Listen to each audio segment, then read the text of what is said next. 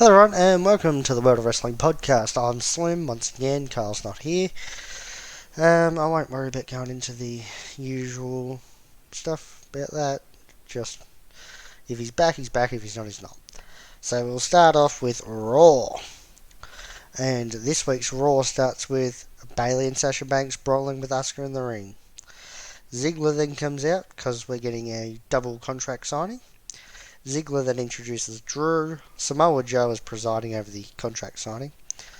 Dolph Ziggler says that he's the reason Drew's champ, and at Extreme Rules, the horror show, Ziggler will take the title. Ziggler also says that he created Drew, and at Extreme Rules, the horror show, he will destroy him. Ziggler and Drew sign their contract, then Drew gets on the mic and says they were like family at one point, so he will be honest. He says that at the final hurdle, Ziggler always drops the balls. At the final hurdle, Ziggler always drops the ball. That's what I was trying to say. And at Extreme Rules, the horror show, he will slaughter Ziggler. And since they're family, he'll even let Dolph pick the stipulation. Asuka then cuts him off talking Japanese. Sasha says that at Extreme Rules, the horror show, she'll become two belts Banks, and they won't take. And they then. Hang on. Then they won't only take over both locker rooms, they will take over the entire company. Very hard to say that. Asuka then attacks Bayley and Banks. Ziggler goes to hit a superkick on Drew but gets caught. Drew then goes for a claymore but Ziggler gets out of the ring and the champs stand tall.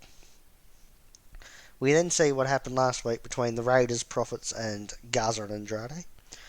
Backstage, Garza is talking to the ref of their match later, and Vega and Andrade show up. Charlie asks Garza what he was talking to the ref about. She then asks if they think they can beat the Raiders tonight, and if they do it, will they have earned a title match? Big Show then shows up and says that he's going out next instead of them because he has an issue with Orton he needs to take care of. Show is out next to confront Orton as he is calling him out, Andrade, Garza and Vega come out. Show says that if they try anything with him, he will destroy him. Andrade and Garza say that he's not a legend. Show says, okay, let's fight. Garza and Andrade then circle the ring, and Ric Flair comes out, says that he respects Vega, but he wants to have a word with Show. Flair says that Orton isn't going to come down, and Orton will leave the show looking on from the outside. As Garza and Andrade go to attack Show, the Raiders come out, and the four of them brawl, while Show is left in the ring. We then get Viking Raiders versus Andrade and Angel Garza, Vega on commentary. During the match, Andrade goes to walk out of the match, but Vega talks him back in. It was a good match. Garza and Andrade won by pinfall after Angel hit the wing clipper on Eric for the 3 count. Andrade stopped Ivar from breaking up the pin. We then have a look at what happened between Liv and Natalya, and Liv and Ruby last week. Iconics then show up backstage and call Ruby a freak and a few other things. Then they say both Ruby and Liv are losers. Ruby says that the Iconics blew their tag title match last week. Ruby also challenges one of them to a match and says that it would be iconic. Backstage, Andrade, Garza and Vega are talking when Flair walks up and tells them something. You don't get to hear what he says. 24/7 championship match next between Akira Tozawa and R-Truth. Decent match. Truth won with a roll-up. Ninjas try to win the belt off Truth, but he gets away. Then we see what happened last week between Cruz and MVP. Backstage, Lashley says that Cruz disrespected MVP, which then means that he disrespected Lashley. Lashley also says that he hopes MVP isn't giving another offer to Cruz. MVP says that offer is dead, but he will teach Cruz a lesson. Rollins is also backstage and tells Murphy that this is the most important message he has to deliver to date. Rollins and Murphy then come out and we see what happened 2 weeks ago and last week between Ray, Dominic, Rollins, Murphy and Theory. Rollins says that Ray has a duty to uphold, but he hasn't been seeing things clearly because Ray thinks that his duty is to his family, but it's actually to be a sacrifice. Rollins then asked for Ray's forgiveness, not for what has happened in the past, but for what he will do in the future. Rollins says he will tear Ray down until there is nothing left except a memory. Ray shows up on the Tron and asks Dominic for forgiveness for what he has to do to Rollins. Ray also tells Rollins to remember an eye for an eye, and what will happen won't be fate, but will be by design. Dominic then says he forgives Ray, but won't forgive Rollins. Rollins says if Dominic continues to stand in his way, he will have to end Dominic's career before it begins. Aleister Black and Humberto Carrillo come down after that, and we get Aleister Black and Humberto Carrillo versus Rollins and Murphy. Good match. Murphy and Rollins won by pinfall after Rollins hit a stomp on Carrillo for the 3. Post-match, Black attacks Rollins, only for Murphy to jump on him, and Rollins and Murphy try to take out Carrillo's eye, but he fights back until Murphy gets the steps and takes out Carrillo. Rollins puts Ray's mask on Carrillo, and Black shows up to fight Murphy, but Rollins hits the stomp on Carrillo on top of the steps to end the segment. Backstage, Drew and Asuka are interviewed, and they say that they're going to have some fun. Drew also says Sasha isn't ready for Asuka, and she says that Ziggler isn't ready for Drew.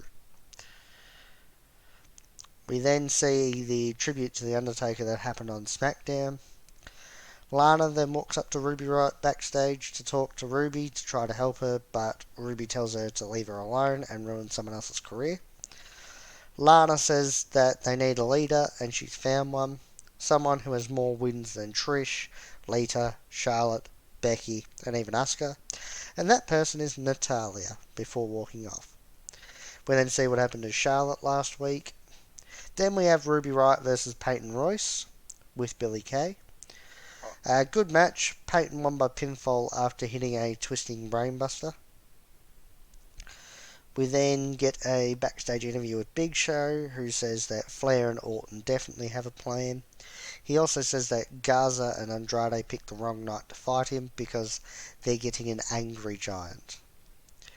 We then get a recap of what happened during the dual contract signings. And then we have Big Show versus Andrade and Garza with Vega.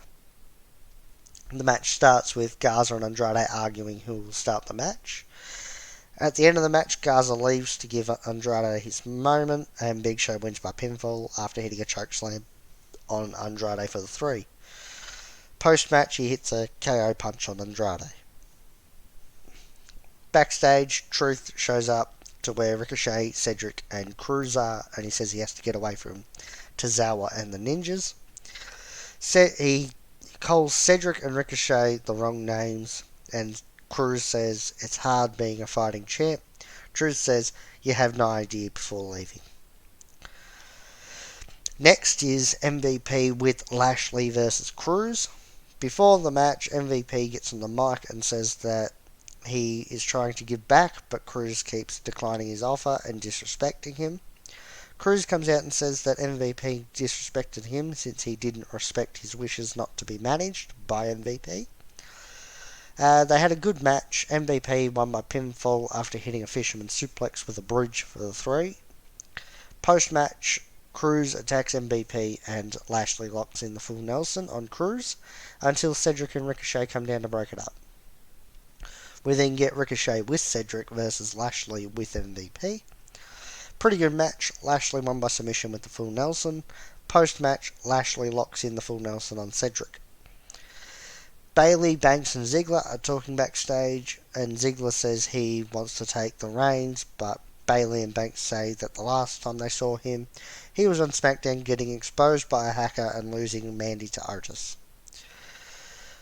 We once again have a look at what happened at the start of the show with the dual contract signings. And then it's main event time, and it's Asuka and McIntyre versus Ziggler and Banks with Bayley on commentary. It was a good match. Ziggler and Sasha won by pinfall after Sasha reverses out of the Asuka lock into a pin. And we'll move on to AEW Dark, and this week's Dark has 7 matches. Show starts with Cutler and Avalon having an argument with each other when they're told they have a tag team match tonight with the Young Bucks. They have a tag team match tonight when the Young Bucks interrupt and say they will teach Cutler and Avalon some lessons. First match of the show is Max Caster vs Shawn Spears with Tully Blanchard.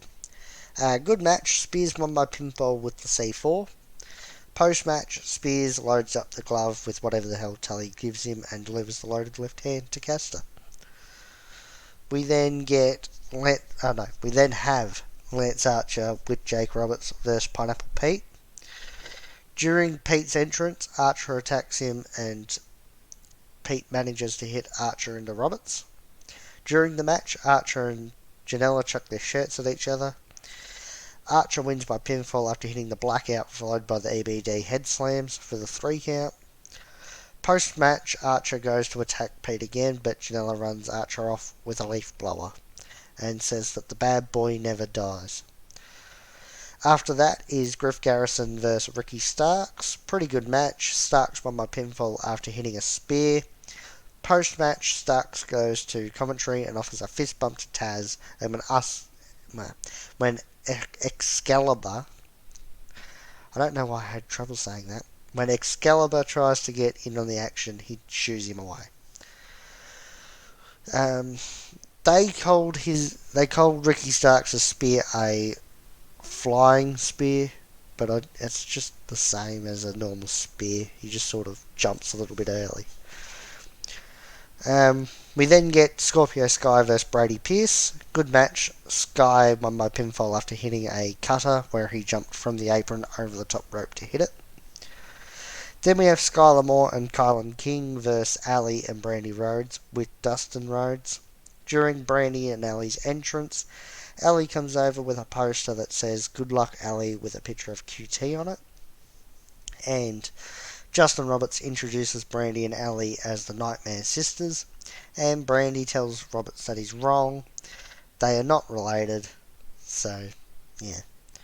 During the match, Ali does some gold dust taunts to Dustin. Ali and Brandy won by pinfall after Ali hits a reverse DDT elbow drop on Moore and tags in Brandy to pick up 3. We then have Lowrider and Fuego del Sol versus the Butcher and the Blade. During the match, Butcher and Blade caused Taz to scream "Holy shit" when they hit a massive Beal on Del Sol. That launched him the whole way across the ring, from the bottom right to the top left. It wasn't just sort of crossways, it was diagonal across the entire ring. Butcher and Blade won by submission when Butcher locked in a Boston Crab on Del Sol.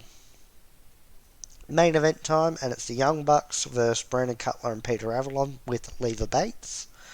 Really good match. Bucks won by pinfall after hitting the BTE trigger for the 3 count on Avalon.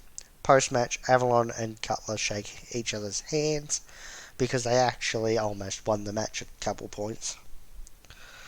The show ends with a preview for Night 1 of Fyter Fest, which is up next.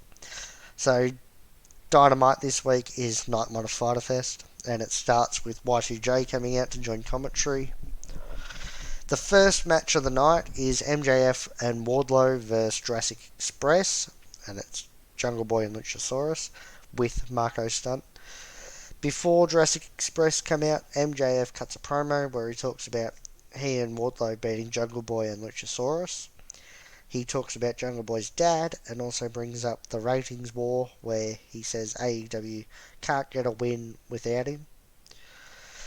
Jurassic Express interrupt the promo, then they have a really good match and Jurassic Express win by pinfall after Luchasaurus hits a standing moonsault on Wardlow for a 3. One thing I didn't write down but I do remember is that MJF has a go at Wardlow during the match and after the match and hits him with the Dynamite Doesn't Ring and everything. Accidentally hits him with the ring, obviously, but still did it.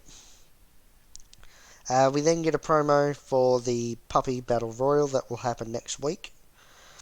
After the Puppy Battle Royal promo, in the crowd, Lance Archer and Joey Janela are brawling until Sonny Kiss comes in and holds Janela back. Then commentary runs down the rest of the card for tonight. Next up is Hikaru Shida defending the AEW Women's Championship against Penelope Ford with Kip Sabian. Before the match, we get a video package hyping the match, and then after that, but still before the match, the ref, which is Aubrey Edwards, kicks Kip out for putting his hands on her, and Kip takes Shida's kendo stick with him. During the match, Ford distracts the ref, and Kip comes back down with the kendo stick, but Shida takes it and whacks Kip with it. Really good match. Shida wins by pinfall after hitting a running knee on a kneeling Ford. Technique with Taz next, and he talks about Moxley and his paradigm shift and how it won't work on Cage. We then have Cody with Arn Anderson defending his TNT Championship against Jake Hager with Catalina Hager. During the match, Hager attacks Arn. Also during the match, Arn got involved a few times. Dustin came down and hit Hager. It was a good match. Cody won when he reversed the head and arm triangle into a pin for 3. Hager thought that he'd actually won, but he'd lost. And so post-match, he knocked out the ref. Video package from Darby Allin next, and it says that Darby still isn't medically cleared, so he continues to skate. After that is Private Party with Matt Hardy vs Proud and Powerful. Before the match, Orange Cassidy comes down to take a seat at commentary, but doesn't join them, and all of that pisses Chris Jericho off. During the match, Santana goes to use the Mad Bowl, but Matt Hardy took it off him. Good match. Private Party won by pinfall after they hit Gin and Juice on Santana. Ortiz was a fraction away from breaking the pin. Post-match, Cassidy goes over to commentary and gets, as in Isaiah Cassidy, not Orange Cassidy. Isaiah Cassidy goes over to commentary and gets water thrown at him. Orange gets some as well. Chris Jericho gets restrained when he goes to attack Orange, who just walks away. Backstage interview with Hangman and Omega, who says they will beat the Best Friends tonight. Commentary then runs down next week's card, including the winner of the tag title match tonight will face Private Party. They also say that in 2 weeks at Fight for the Fallen, we will get Brian Cage with Taz vs Jon Moxley for the AEW World Championship instead of next week. We will have predictions for that coming out next week after Dynamite. After Fyter Fest is finished. After that's finished, we might record it and whatnot. I don't know what day exactly, but it'll be in between the 2 episodes of Dynamite. Taz is out next and says that they feel good that Mox has bought himself some more time. Taz also says that Mox has been tested twice and has been negative twice. So the reason he's not coming in next week is because he's shit scared and at Fight for the Fallen, Brian Cage will take the title. Taz also says that here at AEW, they don't run a sloppy shop, having a go at WWE, because they apparently do, since they had a whole outbreak there. Main event time, and it's Kenny Omega and Hangman Adam Page defending their AEW Tag Team Championships against the Best Friends. Trent's mum drops the Best Friends off in her minivan and gives Trent a kiss, and in Justin Roberts' announcement, he says that they were driven here by Trent's mum, which was quite funny. During the match, FTR come out to watch the match and have a beer. It was a pretty good match. Hangman and Omega win by pinfall after Hangman hits the buckshot lariat on Trent for the 3. post-match, FTR gets in the ring and offers Omega and Hangman beers, and they accept, but Omega pulls his out and the Bucks come down to stop a brawl from happening. So after that, we'll move on to NXT, and the show starts with a promo of all the storylines that will come to a head on this episode. The promo also talks about the Great American Bash, because that's what it is. Show starts with the number one contenders fatal four-way elimination match between Tegan Nox, Dakota Kai, Candice LeRae, and Mia Yim. Yim eliminates Candice toward the start of the match by pinfall after hitting Protect Your Neck. Then Dakota Kai eliminates Yim with an O'Connor roll with a bridge, sort of a couple of minutes later. It was a pretty good match. Nox wins by pinfall after hitting the Shiniest Wizard and finally eliminating Dakota Kai by pinfall, obviously. And here's a funny thing. My autocorrect came in there when I wrote Nox because it's got Mox written there. Wouldn't that be funny? Moxley's going to challenge for the NXT Women's Championship. That'd be funny. No, but Tegan Nox is. Damian Priest then calls out Cameron Grimes and says that Grimes will regret getting his full attention. Priest also challenges Grimes to a match. Next is Timothy Thatcher vs Oney Lorcan. Good match. Thatcher won by submission with the Fujiwara armbar. Post-match, Thatcher wrenched the arm a lot more than what he was when he got the tap out. We then get a promo for Karrion Kross. After that is Rhea Ripley vs Aaliyah and Robert Stone. Stone and Aaliyah don't have to tag, and if Ripley loses, she must join the Robert Stone brand. It was a good match. Stone was pretty funny. Ripley won by submission when she locked both Stone and Aaliyah in the Prism traps, and they both tapped out, which is her Clover League things that she does. We then have a strap match between Dexter Lumis and Roderick Strong. Before the match, we get a promo package for the match. During the match, Fish came down and attacked Lumis. Lumis won by submission with the silence, which is the Katagontami, with the strap wrapped around Strong as well. We then get a prime target for Cole versus Lee next week. Then we get a promo for Finn Balor.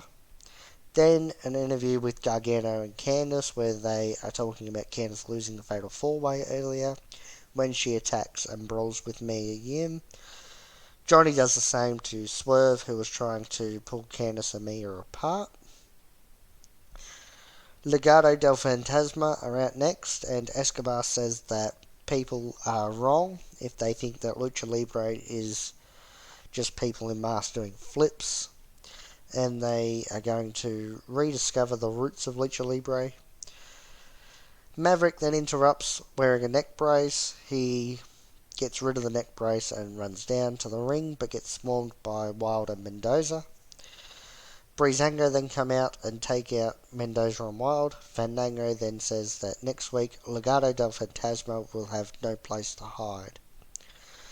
Cameron Grimes then has an interview where he says that he's not looking to the past and is calling out whoever wins out of Cole and Lee next week, because according to him, he is the number one contender. Another thing, I'm not sure how many of you know this or not, but it has been spoiled. Who wins Cole versus Lee next week? I won't say who it is, just because if you don't know, good. But one of the Indus Share guys accidentally, I guess, I don't know, put it on their Instagram story who wins. Yeah. So I wouldn't imagine Indus Share are going to be on TV for a little while. But moving on, main event time, and it's Io Shirai vs Sasha Banks with Bayley, who arrive in a car which is shades of Sasha back in her NXT days. That is pointed out by, I think it was Morrow. During the match, Bayley distracts Shirai by honking the car horn. Because the set also has cars there, so she just honked one of their horns. Bayley also throws a title. She throws a title in the ring, and while the ref is distracted, she punches Io. While Bayley is getting the belt back, Asuka shows up, sprays the mist into Sasha's face because the ref still wasn't looking at this point. Um, it was a really good match. Io won by pinfall with the SI moonsault to the back of Sasha Banks, then rolled her over for 3. Show ends with commentary running down next week's card. We'll move on to NXT UK, and on this episode of NXT UK, Drew McIntyre, William Regal, and Nikki Cross choose their favourite NXT UK matches. Moving on to SmackDown, and this week's SmackDown starts with Michael Cole having an in-ring interview with Matt Riddle. Before the interview, we see Riddle getting the upset victory on AJ. Matt says he can't sum up what beating Styles meant to him. He also says that being on SmackDown is a dream come true. Cole then asks Riddle... he asks why Riddle competes barefooted. Riddle gives a story on why he doesn't wear shoes ever. As Cole was saying, he can't wait to see what's next for Riddle. Corbin comes out. Corbin says that Riddle's an idiot. He has a go at Cole for interviewing Riddle before telling Cole to get out of his ring. Corbin then talks about how he was attacked after the match last week and Riddle helped. Corbin also says that he's going to make Riddle's time on SmackDown a living hell. Corbin says that Riddle doesn't get to fight the King, instead he gets to fight John Morrison. We then get Matt Riddle versus John Morrison with The Miz. Corbin on commentary. During the match, Riddle thonged Corbin, which is where he grabbed one of his thongs and just whacked him with it. So he thonged Corbin. Corbin leaves commentary at that point to be at ringside. It was a really, really good match. Riddle won by pinfall with a roll-up. It wasn't quite as good as Edge and Orton. It could have been if they had an extra 5-10 minutes and had a proper finish instead of the roll-up. If that was the case, an extra 5-10 minutes and a proper finish, it would have been better than Edge and Orton. So it was that good. Post-match, Styles attacks Riddle and Gulak comes down and Styles and Gulak brawl. Miz, Morrison and Corbin are then backstage talking about Riddle when they get interviewed, and Corbin says he will pull some strings to cut the legs out from under Riddle's career. And after that, we get AJ Styles defending the Intercontinental title against Drew Gulak. During the match, at multiple times, Bryan joins commentary by Zoom to talk about Gulak and the match. It was a pretty good match. Styles wins by pinfall after hitting the phenomenal forearm. He could have won it after he hit the Styles Clash, but he didn't. Sasha and Bayley are out next. They come out and talk about being on every show. Bayley says Undertaker called her last week to say he wanted them to hold all the belts and that WWE should give them a tribute. Sasha and Bayley then play a video package tribute thing for themselves. They made themselves. Bliss and Cross come out after the tribute finishes and starts running down false achievements about each other. Cross says that at Extreme Rules, the horror show, she will become the next SmackDown Women's Champ. Bliss also slaps Bayley, and Sasha says Bayley has no problem giving Bliss a preview of what will happen to Cross at Extreme Rules, the horror show, right now, and Bliss accepts. We then get Bayley with Sasha Banks versus Alexa Bliss with Nikki Cross. Decent match. Bayley wins by DQ when Nikki attacks Bayley. Bayley wasn't in ring gear or anything. It was framed to be impromptu. And I guess that it's just adding more and more sort of wrinkles to Bayley and Sasha. Because I'd say at SummerSlam we're going to get Bayley versus Sasha for the SmackDown Women's title. Then we have a look at the history between Bray and Braun in a video package that is also used to hype the match between them. Braun says he will beat Bray, and Bray says he will beat Braun at Extreme Rules, the horror show. Main event time, and we get Kofi Kingston with Big E versus Shinsuke Nakamura with Cesaro. During the match, E and Cesaro were sent to the back after they started trying to attack each other. Good match. Nakamura wins by pinfall after hitting the Kinshasa. Post-match, Cesaro gets a table out before it can be used though. E comes back and runs off both Cesaro and Nakamura. We close the show with Sheamus giving a toast to Jeff Hardy. Jeff comes out, tells Sheamus to come out to get this over and done with. Sheamus shows up on the Tron from his bar, apparently. Sheamus says that Jeff is just looking for a quick fix, which is why Jeff stuck his nose in other people's business last week. Sheamus then says that the answer to Jeff's problems is in the bottom of one of the bottles that are in the ring, because they've got a mini bar thing set up there, including Sheamus's personal bartender. Sheamus keeps antagonising Jeff, and Jeff says what's the worst that can happen. He then pours a glass on the bartender's head before smashing a bottle of champagne over the back of his head, then hitting a swanton bomb on him. That's how SmackDown ended. So we'll move on to 205 Live, and this week's 205 Live starts with Isaiah Swerve Scott versus Matt Martell with Chase Parker, who together make Ever-Rise. Gulak's on commentary again this week too. It was a decent match. Swerve wins by DQ after Parker gets involved. Post-match, Ever-Rise attacks Swerve until Nice comes out and runs them off. He then says, let's make it a tag team match. We then get Nice and Swerve versus Ever-Rise. Good match. Swerve wins by pinfall. Swerve and Nice win by pinfall after Swerve hits a double diving foot stomp on Parker, on a seated Parker for the 3 count. Post-match, Nice and Swerve shake hands. We then see what happened between Legado del Fantasma and Drake Maverick and Breezango on NXT. Main event time, and it's Leon Ruff and Liam Gray versus Legado del Fantasma, and it's Wilde and Mendoza with Escobar. Decent match. Legado del Fantasma win by pinfall after hitting a Russian leg sweep flying kick combo on Gray. Mendoza picked up the pin. So now we'll move on to the New Japan Cup. And this week we get the rest of the cup matches except for the finals. But first we're going to have a look at the rest of the round 2 matches. So in the round 2 matches that happened this week, Yoshihashi defeated Kota Ibushi. Yoshihashi defeated Bushi. Sanada defeated Sho. Taichi defeated Kota Ibushi. Evil defeated Hiroki Goto.